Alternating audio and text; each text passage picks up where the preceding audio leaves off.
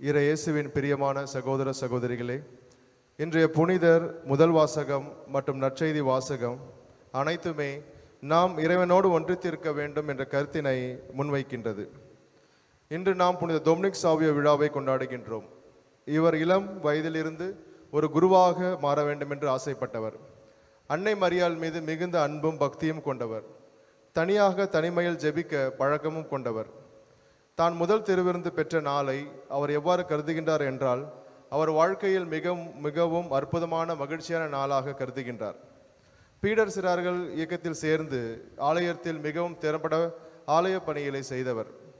தனது 12ஆம் வயதில் சலேசிய குருமணத்தில் சேர்ந்தார். அப்பொழுது புனித ஜான் போஸ்கோவை பார்த்து, நான் ஒரு துணியாக இருக்கின்றேன், என்னை இயேசுக்கு உகந்த சட்டையாக மாற்றும் என்கின்றார். தனது புனித வாழ்வின் வழியாக அவர் கடவுளை மாட்சியப்படுத்தினார் மற்றும் தனது 14ஆம் வயதில் உடல்நலம் குன்றி இறந்தார். பாவம் செய்வதை விட சாவதே மேல் என்ற கூற்றின்படி தனது வாழ்க்கையை கடவுளோடு என்றும் ஒன்றித்திருந்தார். அவர் ஜப வாழ்க்கையிலும் சிறு சிறு வேலைகளும் கடவுளை எப்பொழுதும் மாட்சிக்கு உள்ளாக்கினார். இன்றைய முதல் வாசகத்தில் நான் பார்க்கின்றோம், விருத்த சேதனம் செய்யாவிட்டால் மீட்பு பெற முடியாது என்ற செய்தியை சிலர் மக்களின் நடுவில் பரப்பியிருந்தனர். இதனை பவுலும் பர்னபாவும் எருசலேமில் இருந்த திருத்தூதருக்கு எடுத்து சென்று விவாதிக்க முற்பட்டனர். அப்பொழுது மீட்பு பெற விருத்த சேதனம் செய்ய தேவையில்லை என்ற ஒரு முடிவை எடுக்கின்றனர். ஏனென்றால் விருத்த சேதனம் செய்ய மீட்பு பெற விருத்த சேதனம் தேவையில்லை, மாறாக இயேசுவின் மீது நம்பிக்கை கொண்டு அவருக்கு உண்மையாகவே இருந்தால் நம் அனைவருக்கும் மீட்பு. ஏனென்றால் இயேசுவே கடவுளால் இந்த உலகத்திற்கு அனுப்பப்பட்ட மீட்பர். இந்த நற்செய்தியில் இயேசு கூறுகின்றார், நானே உண்மையான திராட்சை கொடி என்கின்றார்.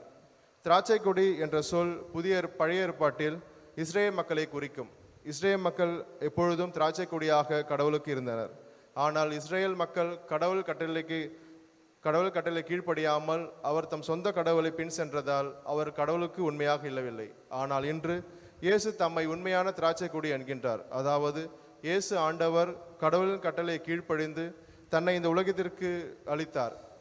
சாவை மட்டுமல்ல, சிலுவை சாமை எடுத்து இந்த உலகிற்கு கடவுளை கட்டளை கீழ்ப்படிந்து நம் அனைவருக்கும் ஒரு முன்னோடியாக இருக்கின்றார். எனவே நாமும் கடவுளை கட்டளை கீழ்ப்படிந்து கடவுளுக்கு நல்ல ஒரு பிள்ளைகளாக இருந்து, அதுவும் மட்டுமல்லாமல் கடவுளை என்றுமே ஒன்றித்திருந்து மிகவும் கனித்தர பிள்ளைகளாக இருக்க இந்த தெய்வீக திருப்பலியில் மன்றாடுவோம். ஆமேன்.